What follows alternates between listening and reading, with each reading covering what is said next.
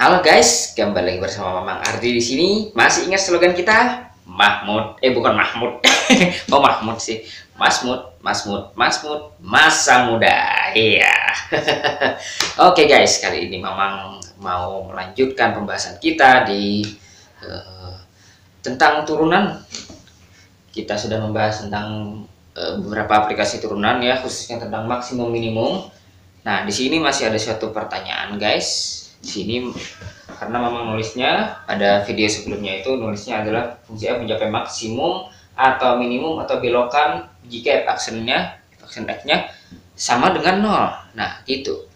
Nah, ini menjadi pertanyaan gitu ya. Kalau kita menemukan fakta bahwa fungsi f action x itu sama dengan 0 misalnya, bagaimana kita membedakan itu fungsi adalah maksimum, minimum, dan titik belok gitu ya.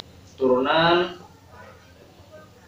di berapapun x ya, atau di mana-mana gitu ya. Di mana-mana.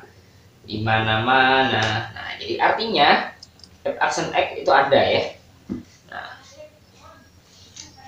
ini berarti maka f action x itu pasti ada, ya kan? Nah, mari kita perhatikan f action x itu kalau kita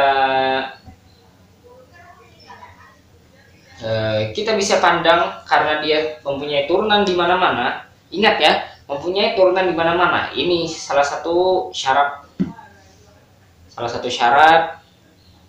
Artinya dia tidak sebenarnya kita bisa memandang juga sih sebagai susah sih. Ya, dia memang harus di mana-mana. Dia memang harus di mana-mana ini supaya f action x ada dan dia bisa dianggap coy. Wah, susah banget lu nulis. Harus belajar nulis lagi kayaknya nih. Dianggap sebagai fungsi juga, sebagai fungsi. Ya. Ini jadi ini perbedaannya ya. Kalau turunan itu disorot sebagai di satu titik saja. Kalau turunan di satu titik saja, katakanlah dia satu bilangan saja ya, hasil dari turunan itu pasti berupa bilangan. Nah, tapi ketika kita mempunyai turunan, ketika fx itu mempunyai turunan di mana-mana, ingat di mana-mana, artinya itu di banyak x ya, atau di seluruh, akan lebih baik lagi kalau di seluruh nilai x gitu ya, maka f action x itu ada yang bisa dianggap sebagai fungsi lagi ya. Oke, kita kasih nama ini adalah istilahnya adalah mulus gitu ya. Nah, fenomena ini kita namakan ya sebagai dengan istilah ya, kita namakan dengan istilah mulus. Nah, mulus atau dalam bahasa Inggrisnya itu semut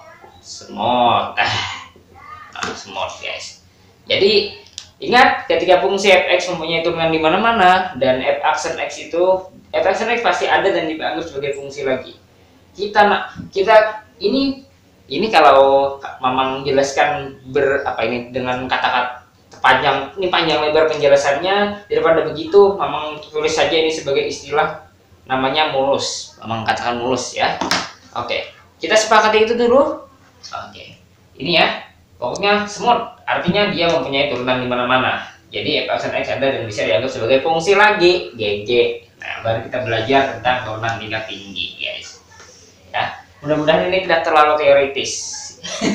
Ini cukup teoritis sih, tapi nanti kalian kalau nggak sanggup memahaminya ya abaikan dulu. Mungkin nanti akan istilah kemulusan itu mungkin pembahasannya sudah mungkin untuk universitas ya. Universitas dong, yo coy. Oke guys, sekarang gini guys, jika f mulus, nah sekarang kita mulai nih.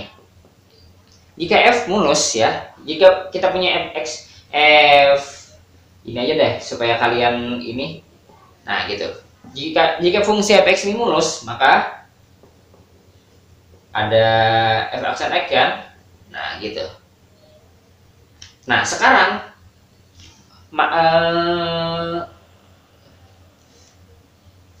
selanjutnya guys, ceritanya jika kita punya ini, jika f aksen x itu masih mulus, ternyata mulus juga gitu ya, setelah kita cek, maka ini bisa diturunkan lagi berarti. Nah, bisa diturunkan lagi, maka ada yang namanya turunan dari turunan fx.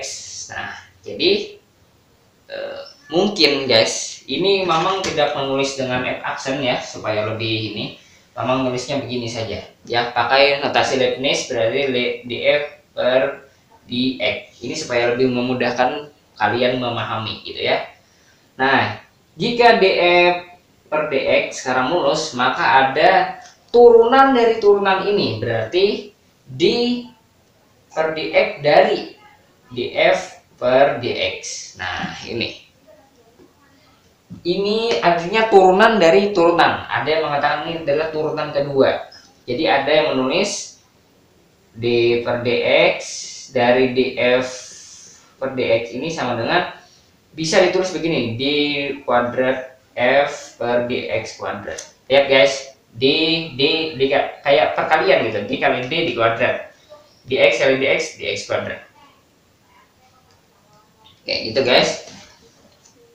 Sekarang ini, nah ini yang dinamakan turunan kedua. Nah, ini masih bisa dilanjutkan guys. Misalnya turunan kedua ini d kuadrat f per dx ini mulus juga gitu ya, maka ada lagi gitu ya, ada ya pangkat tiganya, artinya turunan ketiganya. Jadi diturunkan, kemudian diturunkan, kemudian diturunkan lagi. Itu kayak BBM ya, BBM diturunkan lagi sampai harganya ini murah sekali. Nah, gitu. Nah, ini artinya ini adalah, kita bisa memahami turunan tingkat tinggi adalah turunan yang diturunkan lagi, nah gitu guys. Minimal turunan kedua ya, itu turunan tingkat tinggi. Nah, cukup mudah guys ya, pada prakteknya kita cukup mudah. Kita langsung saja masuk ke soal. Misalnya diketahui fx sama dengan x pangkat 3. Nah, itu berarti ini mulus guys, ini mulus, maka dia df per dx ya, x ini adalah kita turunkan ini guys.